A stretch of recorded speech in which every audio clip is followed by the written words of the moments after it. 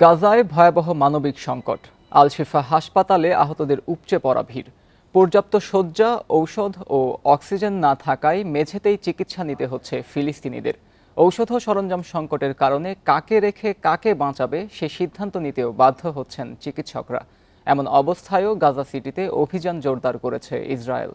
এ নিয়ে আলোচনা করতে আমাদের সঙ্গে যোগ দিচ্ছেন চট্টগ্রাম বিশ্ববিদ্যালয়ের আন্তর্জাতিক সম্পর্ক বিভাগের অধ্যাপক ডক্টর ফরিদুল আলম। ডক্টর ফরিদুল আলম, আপনাকে স্বাগত জানাচ্ছি।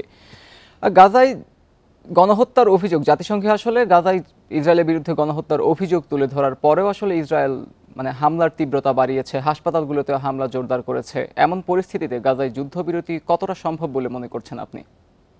আপনাকে ধন্যবাদ। গাজায় আপাতত যুদ্ধবিরতির খুব যে সম্ভাবনা রয়েছে সেটি মনে করার কোনো কারণ নেই, কেননা আপনি জানেন কিছুদিন আগে যুদ্ধবিরতির জন্য যে যারা মধ্যস্থতা কাজ করছিল, কাতার তার মধ্যে একটি অন্যতম দেশ, সেই কাতারের রাজধানী দোহায় হামাস নেতাদেরকে চিহ্নিত করে তাদেরকে হত্যা করার নাম করে হামলা করা হয়েছে। এবং কাতারের মতো একটি রাষ্ট্র, যে রাষ্ট্রটি গত 2 বছর সময় ধরে তারা এই ফিলিস্তিন যে সংকট, যেটি ইসরায়েল যেভাবে গণহত্যা চালাচ্ছে গাজাতে, সেই গণহত্যার বিরুদ্ধে তারা অবস্থান নিয়েছিল এবং সেইখানে মার্কিন যুক্তরাষ্ট্র থেকে সায় ছিল অবভিয়াসলি, এবং সেই সায়ের জায়গা থেকেই কিন্তু কাতার এই কাজটি করছিল। এবং আমরা জানি মধ্যপ্রাচ্যের সবচেয়ে গুরুত্বপূর্ণ কৌশলগত এবং কূটনৈতিক অংশীদার হচ্ছে এই কাতার। সুতরাং কাতারি হামলা চালানোর পরে যে বিষয়টি আমরা মনে করতে পারি যে এই যে যুদ্ধ বিরতি বিরতি নিয়ে যে কথাগুলো হচ্ছিল মাঝখানে প্রায় 6-7 মাস আগে, মাত্র 2 সপ্তাহ বা 4 সপ্তাহের জন্য একটি বিরতি ছিল, সেই বিরতি আর এক্সটেন্ডেড হয়নি। ইসরায়েল এখন যে দাবিগুলো করছে সেই দাবিগুলো হচ্ছে যে তারা গাজাকে একরকম ধ্বংসস্তূপে পরিণত করে তারা জিম্মিদের মুক্তি চাইছে। একদিকে তারা আলোচনা চালাচ্ছে, আলোচনার নাম করে যুদ্ধবিরতি আলোচনার নাম করে আবার তারা গণহত্যাও সংগঠিত করছে। যেটি বলা হয়েছিল যে এই আলোচনা চলাকালীন সময়টাই অন্তত যে একটু সিজ ফায়ার হয়, পরবর্তী সময়ে সেই যুদ্ধটি আবার চলমান রাখা যেত। কিন্তু দেখা গেল যে আলোচনার স্বার্থেও কিন্তু ইসরায়েল একটি মুহূর্তের জন্য সেই যুদ্ধবিরতি করলো না, উপরন্ত গাজার বিভিন্ন জায়গায় আজকে ধ্বংসস্তূপে পরিণত করলো। আপনাদের প্রতিবেদনেও যেমনটি দেখানো হচ্ছিল, হাসপাতালগুলোতে আহত রোগীদের উপচে পড়া ভিড়। গাজাতে মাত্র একটি কি দুটি হাসপাতাল ফাংশন করছে, আর বাদ বাকি সমস্ত হসপিটালগুলিকে তারা গুড়িয়ে দিয়েছে। তারা আকাশপথে যুদ্ধ করার পর স্থল যুদ্ধ তারা চালু করছে। এবং এই যে আমরা কাতারের সাথে সর্বসাম্প্রতিক যে ঘটনাটি ঘটে গেল, এই ঘটনার পর যুদ্ধবিরতি নিয়ে যদি আলোচনা করতে হয়, সেই যুদ্ধবিরতি আলোচনাটাকে নতুন করে শুরু করতে হবে। এখন কাতার এই জায়গা থেকে আপাতত সরে এসছে এবং অন্যভাবে এই যুদ্ধবিরতি আলোচনার বিষয়ে হামাসের সাথে ইসরায়েলের যে যুদ্ধবিরতি আলোচনা যেটি চলমান ছিল, আলোচনাটি আপাতত থমকে গেছে। সুতরাং এই বিরতি হবে কিনা এটি কিন্তু খুব বেশি সহজেই আমরা আশা করতে পারছি না। মানবিক করিডোর ঘোষণা করে সেখানে আসলে নির্বিচারে হত্যাযজ্ঞই চালাচ্ছে ইসরায়েল। এক্ষেত্রে ইসরায়েলি প্রধানমন্ত্রী বেনিয়ামিন নেতানিয়াহুর বিরুদ্ধে আইসিসির গ্রেপ্তারি পরোয়ানা আছে, কিন্তু এরপরও আসলে কোনো উদ্যোগ কিংবা পদক্ষেপ নেওয়া যাচ্ছে না কেন?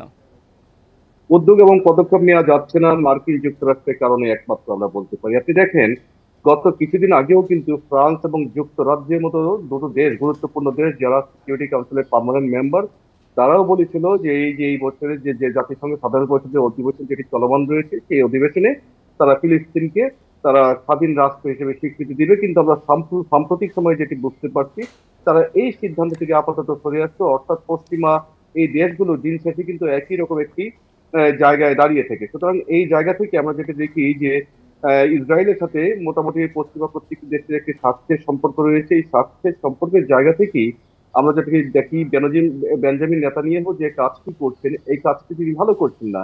একদম আমরা যেটি বলি যে একদম ভোটারের মতো যিনি কাজ তিনি করছেন, এবং কাজ জি, থেকে যেভাবে এবং ফিলিস্তিনিকে রাষ্ট্র হিসেবে স্বীকৃতি দিতে ফ্রান্স, যুক্তরাজ্য এবং কানাডা তারা যে স্বীকৃতি দেওয়ার বিষয়টি জানিয়েছে। এবং ট্রাম্প যখন আসলে যুক্তরাজ্য সফর করেছেন, সেখানে আসলে ব্রিটিশ প্রধানমন্ত্রী কিয়ার স্টারমারের সাথে আসলে দ্বিমত পোষণ করেছেন। সেক্ষেত্রে যুক্তরাষ্ট্রকে ডিঙিয়ে এই তিন দেশ বা যে দেশগুলো আসলে ফিলিস্তিনকে স্বাধীন রাষ্ট্র হিসেবে স্বীকৃতি দিতে চাচ্ছে, তাদের পক্ষে কি সম্ভব এই সিদ্ধান্ত বাস্তবায়ন করা?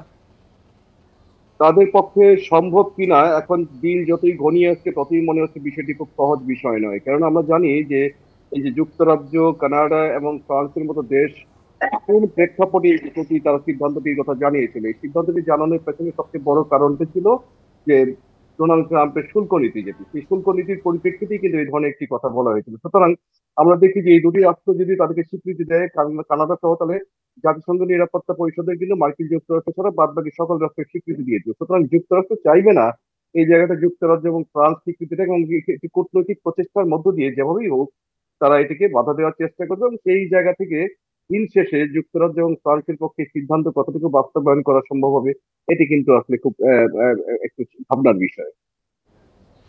জনাব ফরিদুল আলম, আমাদের সঙ্গে যুক্ত হওয়ার জন্য আপনাকে অসংখ্য ধন্যবাদ।